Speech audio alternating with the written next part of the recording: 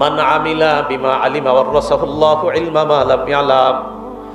কোন ব্যক্তি যদি একটা জানা বিষয়ের উপর আমল করে, আল্লাহ তাকে অজানা বিষয়ের জ্ঞান দান করে দেয়। ইন্না লিল্লাহ। সবাই সুবহানাল্লাহ বলছেন। এটা নবীর বাণী না, ইচ্ছা করে কইছি আমি, জানি যে সুবহানাল্লাহ কয়ে ফাটাই নেবেন। এটা নবীর বক্তব্য না, আপনাদের হাতে পায়ে ধরে বলি, আল্লাহ রসুলের বক্তব্য না, এটা রসুল সাল্লাল্লাহু আলাইহি সাল্লামের বক্তব্য না। ওযুর শুরুতে বলা বিসমিল্লাহ আলহামদুলিল্লাহ, বলেন কি বলা? বাস। আল ইসলামু হাক্কুন ওয়াল কুফরু বাতিলুন, আল ইসলামু নূরুন ওয়াল কুফরু যুলুমাত, এগুলা না, এটা সঠিক না। ওযুখানার মধ্যে লেখা আছে এগুলা অনেক জায়গায়। এই বাড়ানোটা কি দরকার? মানে নবীর নাম বলে এটা বাড়ানো, নবীর অংশ তো আছে শুরুতে একটু, কিন্তু পরে যে আর একটু বাড়ায় দিলেন, এটা তো নবী বাড়ায় নাই। হঠাৎ একটা কথা মনে পড়লো, এটাও মাথায় রাখবেন। আল্লাহুম্মা আনতাস সালাম ওয়া মিনকাস সালাম তাবারাকতা ইয়া যাল জালালি ওয়াল ইকরাম, এতটুকুই সীমাবদ্ধ থাকেন। অনেকে দেখি বাড়াইতে বাড়াইতে কি যে বাড়ায় আরো। এই বাড়ানোগুলা যদি আপনি নিজের দোয়ার নিয়তে হয় তো ঠিক আছে, সুন্দর, কিন্তু যদি নবী কিন্তু এতটুকু, আল্লাহুম্মা আনতাস সালাম ওয়া মিনকাস সালাম তাবারাকতা ইয়া যাল জালালি ওয়াল ইকরাম, বুখারী মুসলিম খুলেন, এটাই বাস। তো এতটুকুর মধ্যেই সীমাবদ্ধ থাকা। আমি বুঝাইতে চাইতেছি, নবীজিকে বেশি মহব্বত করি বলেই নবীজি সাল্লাল্লাহু আলাইহি সাল্লামের নামে মিথ্যা সইতে পারি না।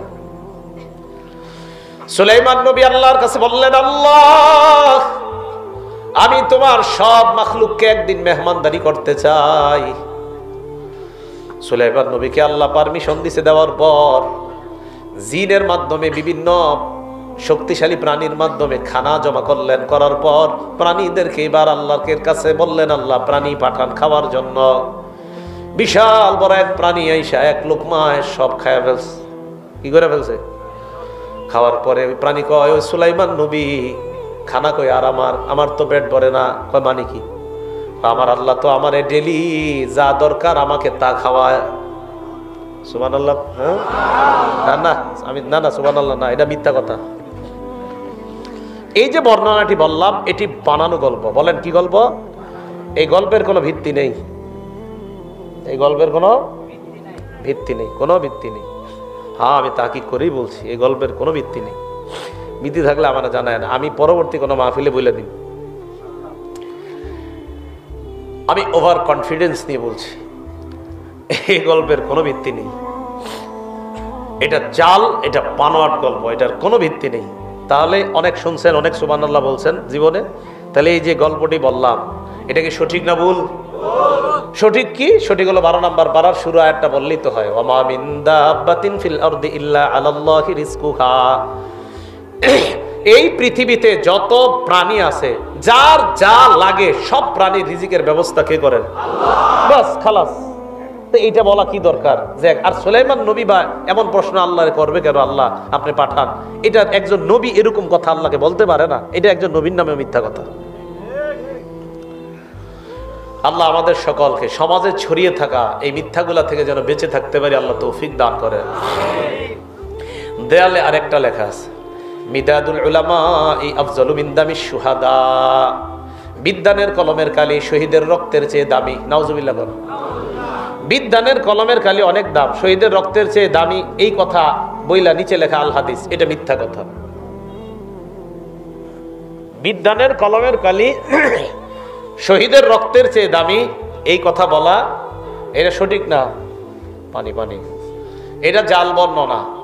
তাহলে বিদ্যানের কলমের কালি যদি কোনো দেয়ালে লেখা দেখেন কারো প্রতিষ্ঠানে, মহব্বতের সাথে বলে দিবেন, ভাই নিচে আল হাদিসটা লিখেন না, এই বক্তব্যটা যদি কোনো মনীষীর হয়ে থাকে মনীষীর নামটা লিখে দেন। কি লিখে দিবেন? মনীষীর নামটা লিখে দেন। কিন্তু আল হাদিস লিখলে আমার নবীর উপর একটা মিথ্যা অপবাদ দেওয়া হয়। ভাই কথাগুলা কি সবার বুঝে আসছে? তাহলে এই কথাগুলা সমাজে ছড়িয়ে ছিটিয়ে থাকা, এইগুলা বলা যাবে না। আল্লাহ আমাদের সকলকে এই জাতীয় মিথ্যা বানোয়াট কথা,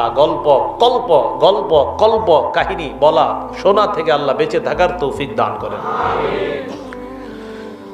সহিহ বুখারীর 109 নম্বর হাদিসের বর্ণনা, ক্বালা রাসূলুল্লাহ সাল্লাল্লাহু আলাইহি ওয়াসাল্লাম, মাইয়াকুল আলাইয়া মা লাম আকুল, আমি যা বলি নাই আমার নাম নিয়ে যদি কেউ বলে দেয়, ফাল্যাতাবাওয়া মাকআদাহু মিনান নার, সে যেন তার ঠিকানা জাহান্নামে বানায় নেয়।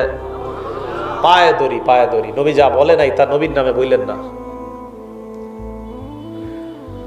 মসজিদের মধ্যে যখন বান্দা কথা বলে ফেরেশতা বলে ইয়া ওলি আল্লাহ উসকুত, আল্লাহর ওলি তুমি চুপ করো। আবার যখন কথা বলে ফেরেশতা কয় ইয়া আব্দুল্লাহ উসকুত, আল্লাহর বান্দা তুমি চুপ করো।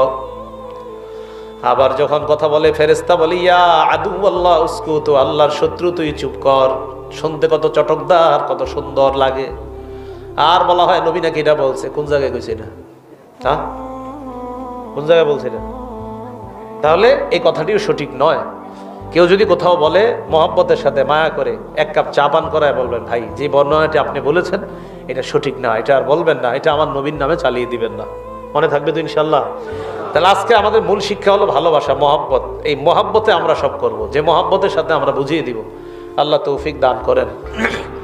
তাহলে এই যে একটা কথা বললাম, এটা একটা বানোয়াট কথা, এই কথার কোনো ভিত্তি নাই। আল্লাহ এই ভিত্তিহীন কথা থেকে বেঁচে থাকার তৌফিক দান করেন। বিসমিল্লাহ।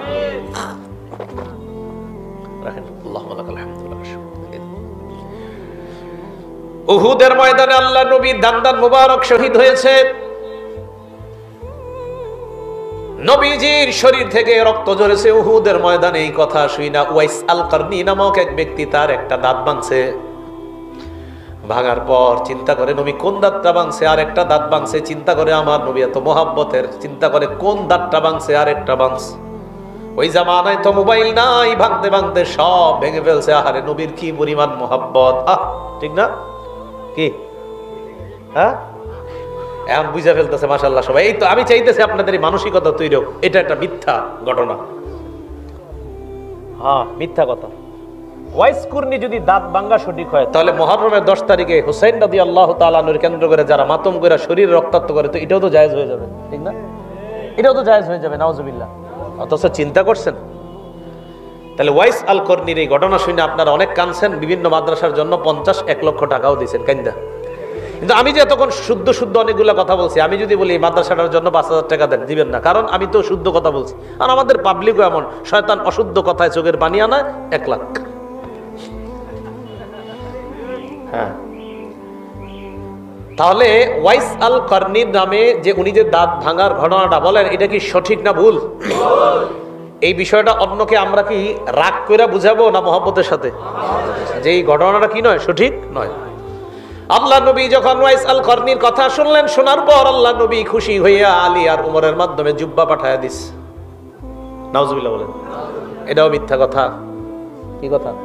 মিথ্যা কথা। নবী জুব্বা পাঠাই দিছে, খিরকা পাঠাই দিছে, এটাও মিথ্যা কথা।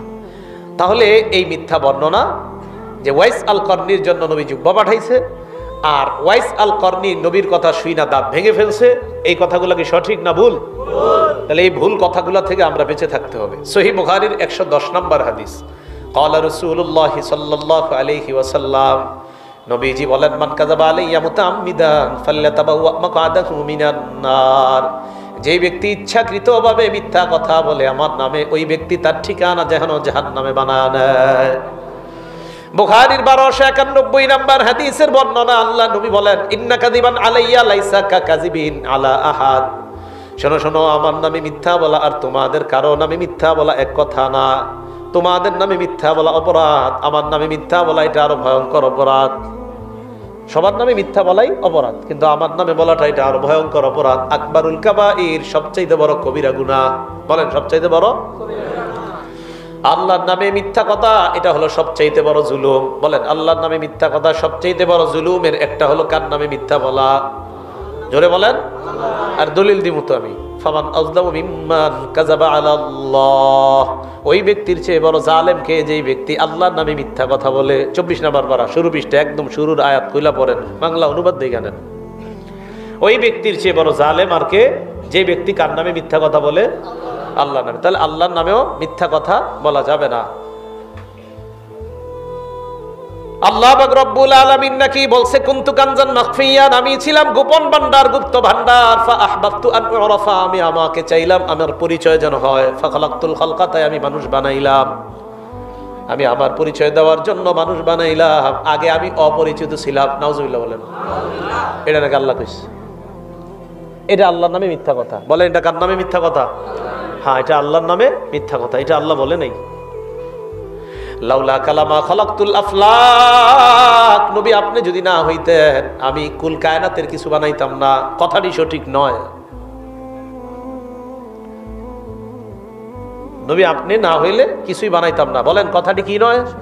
হ্যাঁ, এটা সঠিক নয়। মোহাম্মদের সাথে বুঝিয়ে দেয় বর্ণনাটি সঠিক নয়। লাউলা কালামা খালাকতুল আফলাক। আল্লাহ তো বানিয়েছেন, শুরুতে কি বানাইছেন? কলম। বলেন কি বানাইছেন? কলম।